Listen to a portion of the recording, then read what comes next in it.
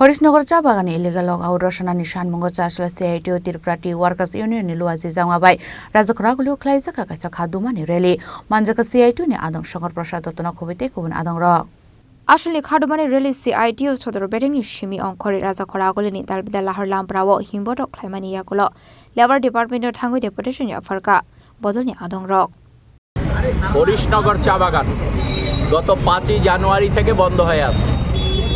এ সম্পর্কে আমাদের রাজ্যে যে একটা সরকার আছে, যে শ্রমিকরা 5 জানুয়ারি থেকে তো মজুরি পাচ্ছেনই না, উপরন্তু 17 তারিখ পর্যন্ত ডিসেম্বরের তারা মজুরি পেয়েছিলেন, 18 তারিখ থেকে 1 মাস ধরে কোনো মজুরি পাচ্ছেন না।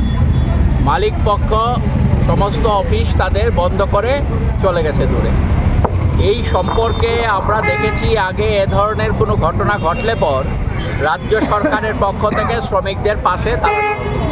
কারণ এই শ্রমিকরা একদিন যদি মজুরি না পায়, সপ্তাহে তাদের মজুরি দেওয়ার যে ব্যবস্থা ত্রিপুরা রাজ্যে আছে, এই মজুরি না পেলে পর তাদের পক্ষে খাওয়া দাওয়া করা সম্ভব হয় না। এই অবস্থায় বিভিন্ন সময়ে মালিকরা উল্টোপাল্টা কাজ কখনো কখনো করেছে, আগেও আমরা দেখেছি। সেই সময়ে রাজ্য সরকার শ্রমিকদের পাশে দাঁড়িয়ে তাদের খাবার যাতে সমস্যা না হয় তার জন্যে ব্লকের থেকে অথবা অন্য কোনো জায়গা থেকে তাদের জন্য কাজের সুনির্দিষ্ট ব্যবস্থা করা হতো অথবা খাবারের ব্যবস্থা করা হতো, যাতে উপোস কাউকে দিতে না হয়। কিন্তু আজকে এমন একটা শ্রমিক বিরোধী সরকার আজকে ত্রিপুরা রাজ্যে আছে, বিজেপি সরকার, যে সরকার মুখে কথা বলা ছাড়া ত্রিপুরা রাজ্যের মানুষের কল্যাণের জন্য আজ পর্যন্ত একটিও ভালো কাজ তারা করেনি।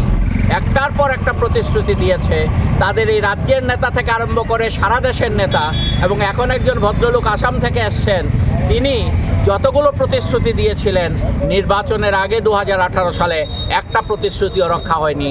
তাহলে আজকে আমরা সরকারের নজরে বিষয়টা আরেকবার আমরা নেওয়ার জন্যে এখানে জড়ো হয়েছি, যাতে এই শ্রমিকদের রক্ষার জন্যে রাজ্য সরকার ভূমিকা পালন করে। যদি ভূমিকা পালন রাজা খরাগলিনি সিমি অমিত নিকক থম চিনি খরাং।